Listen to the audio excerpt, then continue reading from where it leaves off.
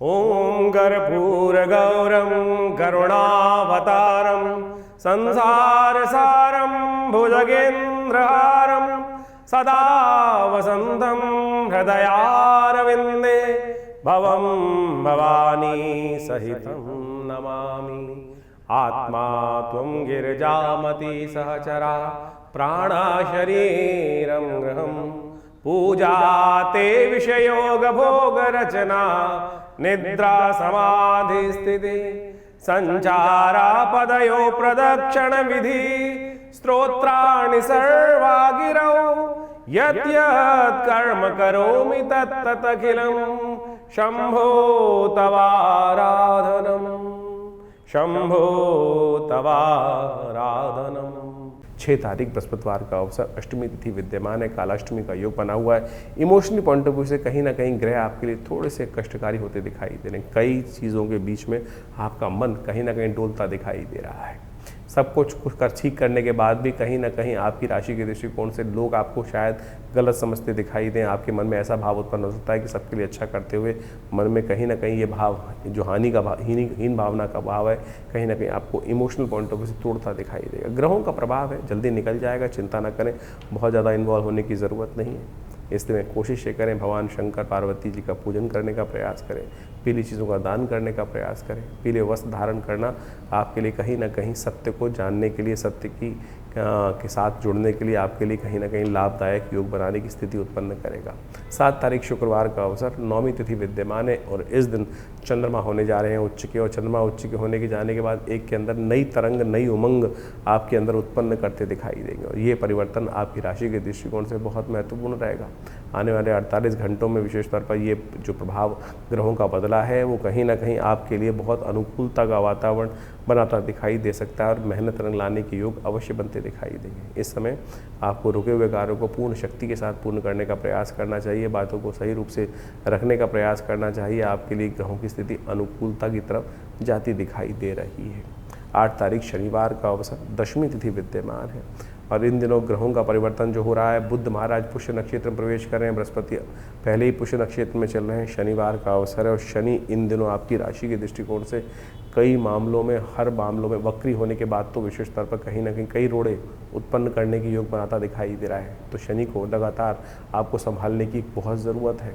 तो देखिए, सावन का महीना चल रहा है, सावन के महीने में यदि ऐसा योग बन रहा है तो कहीं ना कहीं शनि को मना सकते हैं आने वाले, क्योंकि 4.5 महीने के लिए शनि आपकी राशि में जहाँ चल रहा है वो कहीं ना कहीं बार बार कहीं ना कहीं कुछ रोष उत्पन्न करता ही रहेगा। और ऐसे में शुक्र का साथ में सामने फंस जाना उसका, और साथ साथ शनि की जिस स्थिति में रहना, तो ऐसे में तेलाभिषेक, तेल का दान, भगवान शंकर पर तिल के तेल से अभिषेक करना या भस्म से अभिषेक करना आपके लिए सबसे श्रेष्ठ रहेगा। शनि को मनाने का इससे बड़ा तरीका नहीं हो सकता।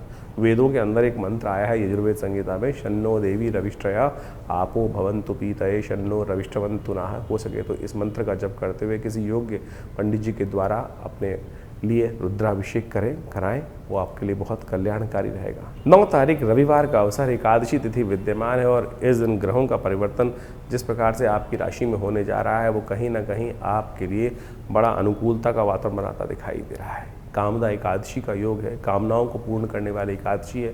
कहा जाता है जितनी सरलता से भगवान की शरणागति कोई व्यक्ति प्राप्त करता है तो उतना ही अनुकूलता से भगवान के आशीर्वाद को भी प्राप्त कर लेता है। केवल आपकी सरलता की आवश्यकता है। देखिए, लाग लपेट परमात्मा के सामने नहीं करना चाहिए, इस बात का हमको ध्यान रखना चाहिए। और आपकी राशि में इस वक्त जो स्थिति है, बहुत सारी चीज़ें कहीं ना कहीं पीछे, आपके दिमाग के पीछे बहुत सारी उधेड़ बुन चलती दिखाई दे रही है। उन सब को सरलता से हटाने का प्रयास करें। वो उधेड़ बुन जो है वो किसी काम के आने वाली नहीं है, इस बात का ध्यान रखें। सरलता से कार्य करने का प्रयास करें, सीधा तरह से कार्य करने का प्रयास करें। बहुत ज़्यादा चीज़ों को छुपा कर रखने से कहीं ना कहीं सामने वाले के मनोमस्तिष्क में आपके लिए कहीं ना कहीं बाद में नेगेटिव भाव उत्पन्न करने का योग बन सकता है। इसलिए सरलता से चीज़ों को समझाकर कार्य करिए। इस वक्त मेहनत रंग लाती दिखाई दे रही है।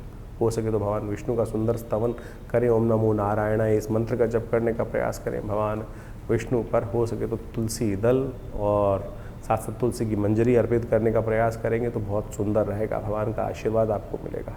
साथ साथ इस बात का ध्यान रखना चाहिए कि रविवार के दिन तुलसी नहीं तोड़नी चाहिए, क्योंकि रविवार के दिन ये योग बन रहा है तो पहले से तोड़ के रखी हुई इन सब चीज़ों का उपयोग आप कर सकते हैं, आपके लिए कल्याणकारी रहेगा। तुलसी बासी नहीं होती है। बहुत सारे लोगों के मन में ये भ्रांति हो जाती है कि भगवान को जो है वो साथ साथ बिल्कुल जो चीज़ें साथ साथ बिल्कुल आई हैं, अभी भी टूट के आई हैं, वही चढ़ाना चाहिए, लेकिन तुलसी कभी बासी नहीं होती है और उसका उपयोग अगले दिन भी किया जा सकता है। 10 तारीख सोमवार का अवसर, द्वादशी त्रयोदशी तिथि संयुक्त रूप में पड़ते हुए त्रयोदशी क्षय होने की तरफ जा रही है और आपकी राशि में आपके लिए अनुकूलता का वातावरण बनाते दिखाई दे रहे हैं ग्रहों का योग। ऐसे में थोड़े से आशीर्वाद की आवश्यकता है। चीज़ें सफलता की तरफ अवश्य जाएंगी। थोड़ा आशीर्वाद देके काम करने का प्रयास करोगे तो बहुत अच्छा योग आपके लिए बनता दिखाई दे रहा है। इस दिन सोम प्रदोष का योग बन रहा है। इसके साथ साथ इस दिन एक सबसे बड़ा परिवर्तन आपकी राशि में जो होने जा रहा है वो होने जा रहे हैं बृहस्पति महाराज का उदय। 12 वर्ष बाद बृहस्पति आपकी राशि में इस स्थिति में आकर बैठ गए हैं कि सब कहीं ना कहीं गलत स्थितियों को भी ठीक करने का योग बना सकते हैं। शनि कितना ही बिगाड़ दें आपकी स्थिति को, यहाँ पर बृहस्पति ने अब उदय होकर सब चीज़ों को ठीक करने का ठेका अपने आप लेकर बैठ गए हैं। ऐसे में बहुत सुंदर योग बन रहा है। बृहस्पति के साथ सूर्य, बृहस्पति के साथ बुध, सूर्य आदित्य का योग और कहीं ना कहीं बृहस्पति की पूर्ण दृष्टि, शुभ दृष्टि, बिना किसी अशुभ ग्रह की दृष्टि पड़ते हुए स्वयं पर बृहस्पति शनि पर भी डाल रहे हैं। वो कहीं ना कहीं आपकी राशि के दृष्टिकोण से आने वाले समय में बहुत हर मामले में आपको सपोर्ट करने का वातावरण बनाते दिखाई देंगे। चाहे वो भाग्य हो, चाहे वो बुद्धि हो।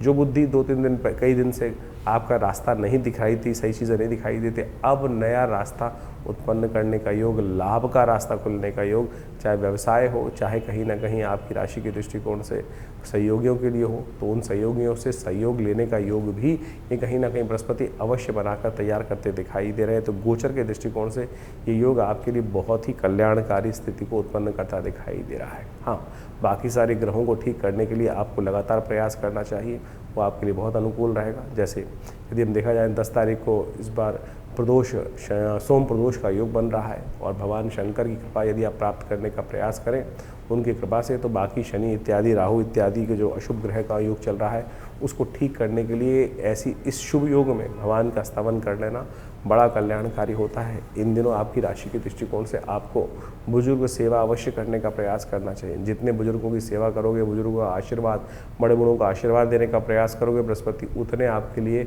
अनुकूल होते चले जाएंगे। देखिए, बृहस्पति का ये परिवर्तन जो होने जा रहा है और अब मान के चलो पूरा आने वाला जो अगले साल तक का 2027 तक के लिए बृहस्पति का परिवर्तन हो चुका है। उच्च के हो गए हैं बृहस्पति। अब ये उच्च के बृहस्पति उदय होकर जिस प्रकार से इस दिन से परिवर्तन करने का योग बनाएंगे, ये बहुत विशेष स्थान आपकी राशि के दृष्टिकोण से उत्पन्न करते दिखाई दे रहे हैं। इस समय इनका प्रभाव आपने समझा, लेकिन इनकी शक्ति को बढ़ाने का आपको खास तौर पर विशेष ध्यान रखते हुए कार्य करना चाहिए। 12 वर्ष बाद बृहस्पति उदय होकर पूर्ण जो योग बना रहे हैं, अब उदय भी हो चुके हैं, परिवर्तन करने के बाद अस्त हो गए थे।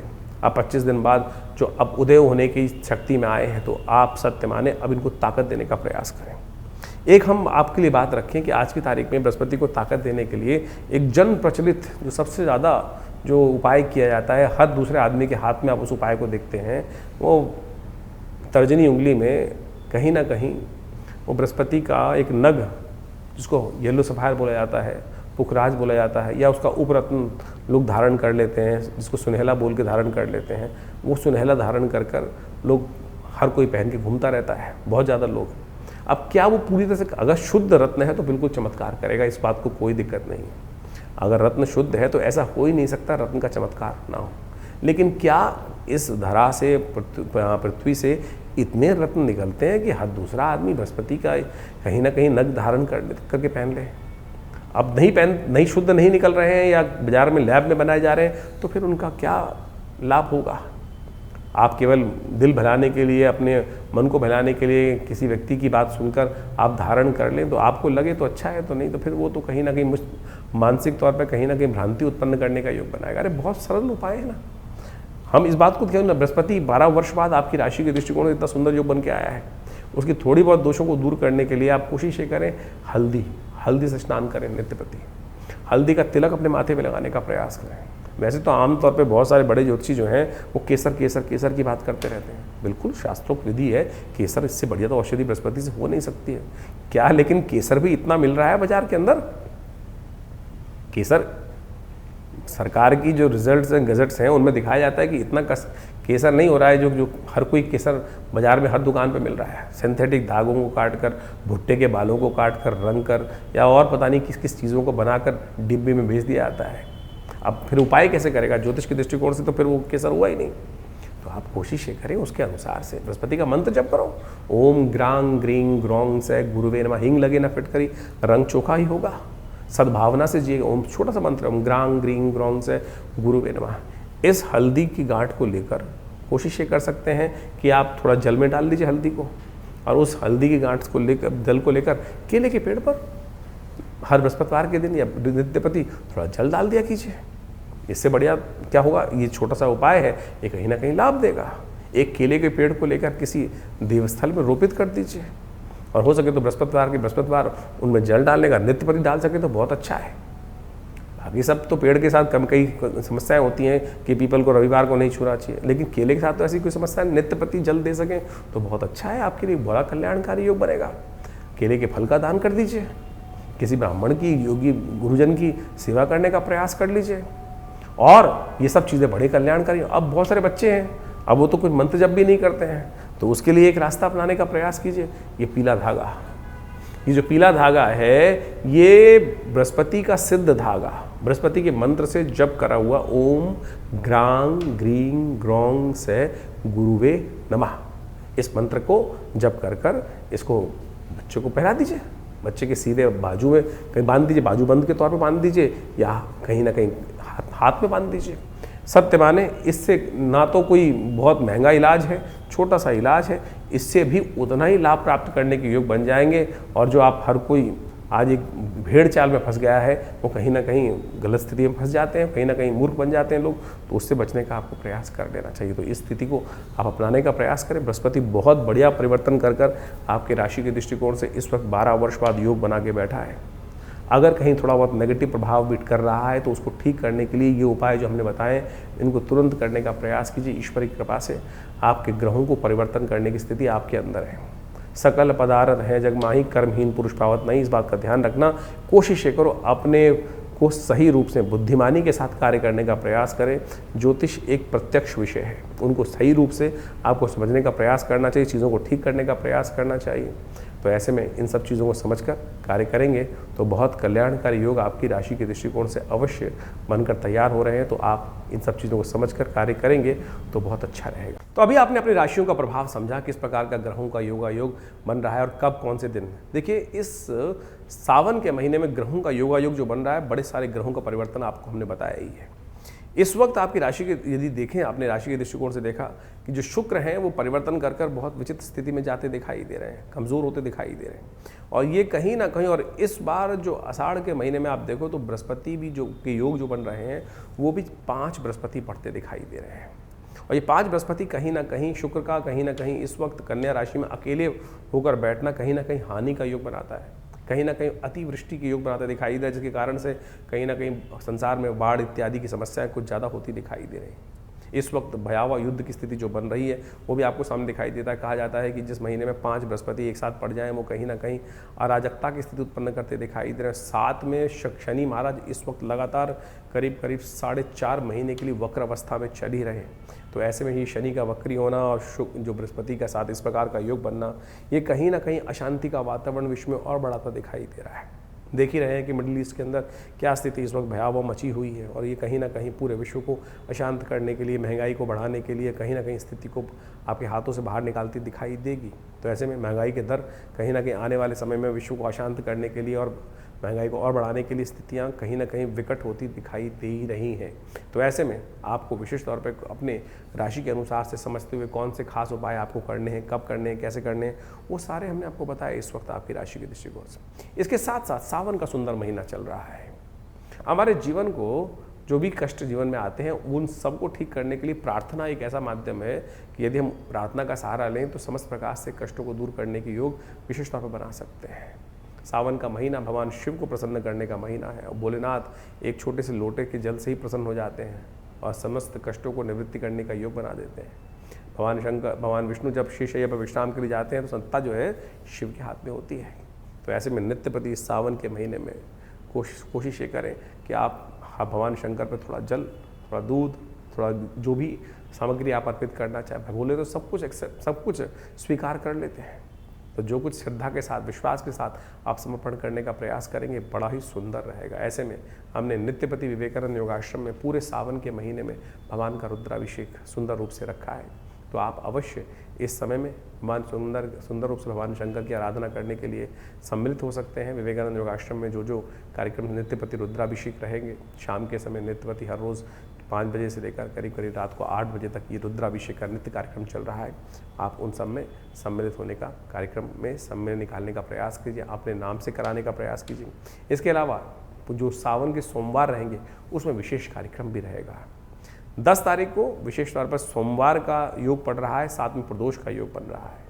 ऐसे में सोम प्रदोष का ये योग बना है, समस्त अनिष्टों को दूर करने का योग बनता है भगवान शंकर की सुंदर उपासना के लिए। इस दिन कहा जाता है कि भगवान शंकर का अभिषेक जो बड़ी श्रद्धा के साथ करते हैं, ओम नमः शिवाय का जप करते हुए, रुद्र अष्टाध्यायी के द्वारा भगवान का स्तवन करते हुए करते हैं, उनके कई जन्मों के कष्ट दूर करने के योग बन जाते हैं। ये बहुत सुंदर योग है।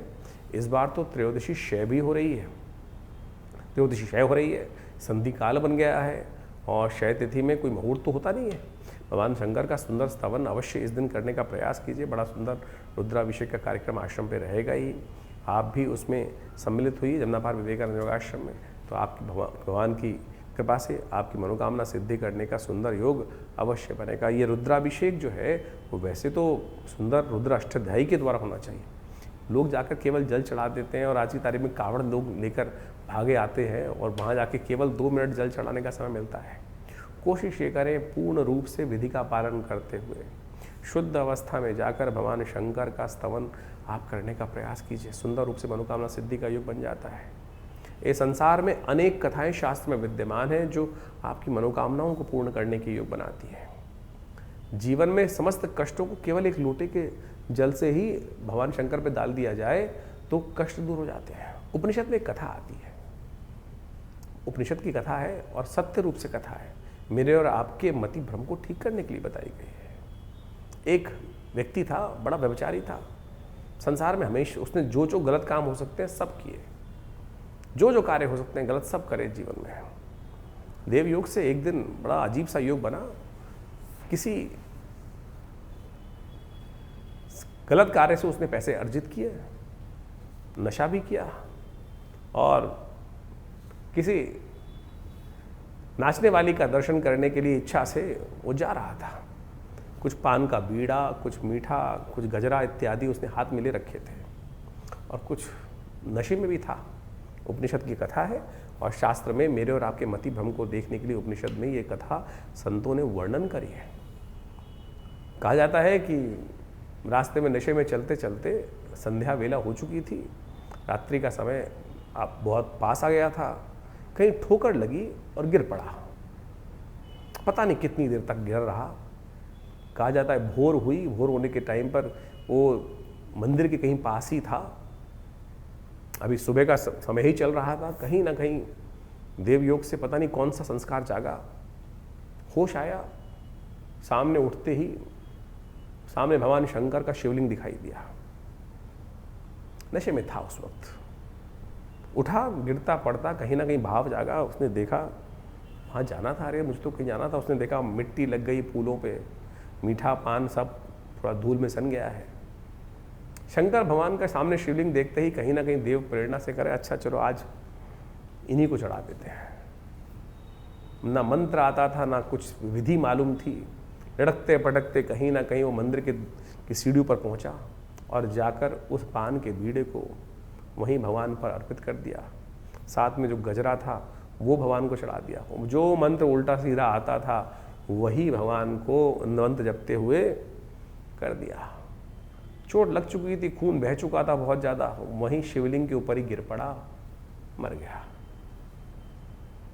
अंतकाल के बाद जो आत्मा की गति होती है वो पद्धति मनाई गई, यमराज के समक्ष उपस्थित किया गया। कथा कहती है कि यमराज के समक्ष उपस्थित किया गया उसको, तो यमराज ने कहा चित्रगुप्त बताओ इनके जीवन में क्या कुछ लिखा हुआ है। तो कहा, चित्रगुप्त ने कहा कि महाराज चिरकाल तक नरकादि लोकों में भोगना है इसको, ऐसा लिखा हुआ है। लेकिन एक बहुत खास बात है, 2.5 घड़ी का इंद्रासन इसको प्राप्त है। इस जीवात्मा को 2.5 घड़ी का इंद्रासन प्राप्त हुआ है। उस जीवात्मा की आंख खुल गई, जिस स्थिति में था उसने तो कोई शुभ कार्य कभी किया ही नहीं था। यमराज ने पूछा, महाराज कहाँ जाओगे? तो पहले उसने कहा, प्रभु मेरी आपसे एक अनुरोध है कि मुझे यह बताया जाए कि मैंने ऐसा कौन सा कार्य किया जिसके कारण से मुझे इंद्रासन मिला है 2.5 घड़ी का। अब जीव है, वहाँ ऐसा तो नहीं, सुनवाई नहीं होती। जो जो आपके मन के संशय हैं यहाँ नहीं ठीक होंगे तो वहाँ तो अवश्य सुनने का रास्ता, जानने का रास्ता हमेशा खुलता है। ऐसा नहीं है कि अंधे कुएं के अंदर फेंक दिया जाता है, बताया जाता है कि भाई तूने ये किया, ऐसे से किया, ऐसे से किया।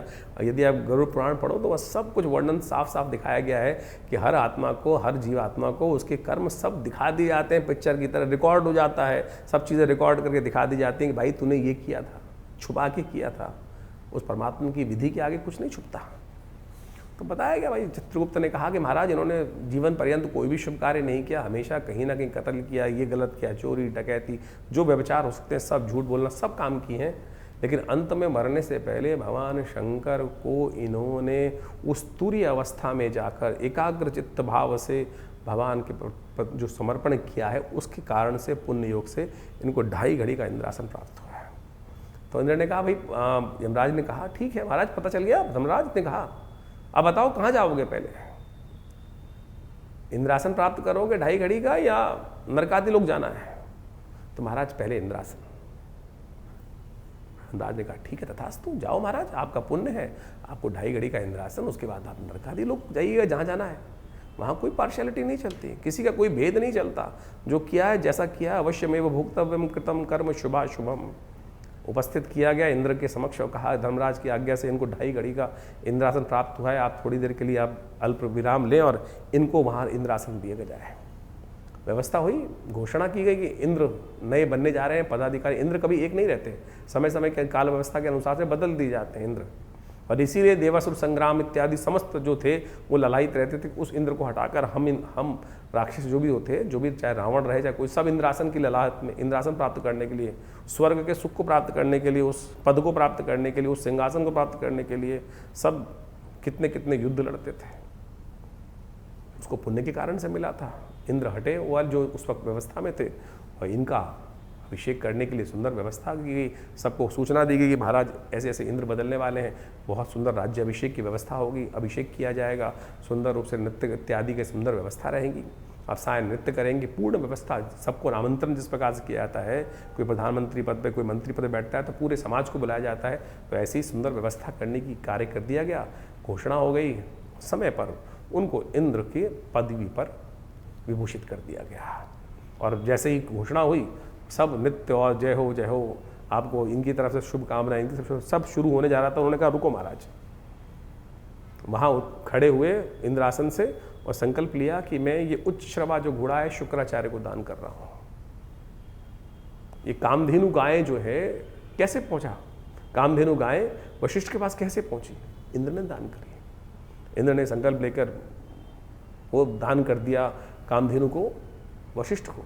जितनी स्वर्ग की निधियाँ थी सब लेकर दान करनी शुरू कर दी, एक के बाद सब चीज़ें दान करते चले गए। इंद्र पर आसी विभूषित था वो व्यक्ति उस वक्त। कोई ये नहीं कह सकता कि महाराज आप ये नहीं कर सकते, कोई उंगली नहीं उठा सकता था, सब कुछ दान करता था। 2.5 घड़ी थी उसके पास, केवल 2.5 घड़ी।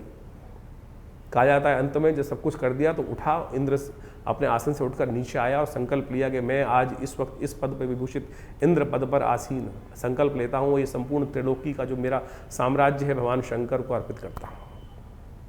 और कहा चलो भाई अब नरकादि लोगों को भोगने के लिए चलता हूँ। किसका सामर्थ्य था, किसका सामर्थ्य था कि उसको उस पद से हटा सके कोई व्यक्ति? ये उपनिषद की कथा है। तो आपको ये समझना चाहिए कि भारतीय उपनिषद जो है वास्तविक तौर पर मेरे मति को ठीक करने के लिए है। तो ये सावन का सुंदर महीना जो है ना, वो एक छोटे से जल से भगवान को कैसे प्रसन्न करने का है, इस विश्वास को जगाने का है, माध्यम है। आप अपने जीवन को बदलने के लिए छोटे छोटे संसार में जो भारतीय संस्कृति में जो उपनिषद इत्यादि में पुराणों में कथाएं हैं उनको सार रूप में ग्रहण करने का प्रयास करें। करो तो सही कर्म। कैसे, किसका बाहुबल है, किसका सामर्थ्य है कि आपके जीवन में वो शुभ का आगमन को, कर्म प्रधान विश्व रचना का, कर्म तो करने का प्रयास तो कीजिए। आज हम हर चीज में कहीं ना कहीं मन में नेगेटिव भाव लेके बैठ जाते हैं, अरे कुछ नहीं होगा। सब कुछ होगा, सब कुछ होगा। अगर किसी व्यक्ति ने अबोध अवस्था में वो कर्म कर दिया, उसका पुण्य कर दिया। जो लोग विश्वास को जगाकर अपनी श्रद्धा के साथ, विश्वास के साथ कर्म करते होंगे तो उनके भोग क्यों नहीं बनते होंगे, क्यों नहीं उनके जीवन में पुण्य का उदय बनता होगा। करिए तो सही। इतने लाखों अरबों लोग हैं, कितने लोग ललाहित हो गए श्रद्धा के साथ अपने कर्म को करते हैं, लॉटरी खुलती है। तो इस बात को विश्वास करके करने का प्रयास कीजिए। देखिए ये बड़ा सुंदर समय है, परमात्मा की आराधना करने का प्रयास कीजिए। ये श्रद्धा के साथ इस सावन को खाली मत जाने दीजिए। तो करेंगे तो अवश्य लाभ प्राप्ति के योग बनेंगे, जीवन के कष्टों को दूर करने के योग बनेंगे। ये सावन का महीना बड़ी श्रद्धा के साथ आया है। कोशिश ये करें इस सावन के महीने में जब भी कोई सुंदर कार्य हमारे जो चल रहे हैं उनको करिए। भगवान का अभिषेक कीजिए, जल अर्पित करने का प्रयास कीजिए, दान कीजिए, पुण्य कीजिए, जो कुछ कर सकते हैं वो सब करने का प्रयास करेंगे तो ये कर्म जो है आपका, ये पुण्य कर्म कहीं निष्फल नहीं जाता। देले सवेले कहीं ना कहीं आपके पुण्यों के उदय कर कर रक्षा करने के लिए कर्म ही उस विपदा की स्थिति में सामने आके खड़ा हो जाता है और वो कहीं ना कहीं आपके कल्याण का मार्ग प्रशस्त कर देगा। तो इसको विश्वास जगाइए। इस कथा को केवल ऐसे ही नहीं लीजिएगा, श्रद्धा अनुसार से विश्वास करके समझकर कार्य करने का प्रयास कीजिए, कल्याण होगा।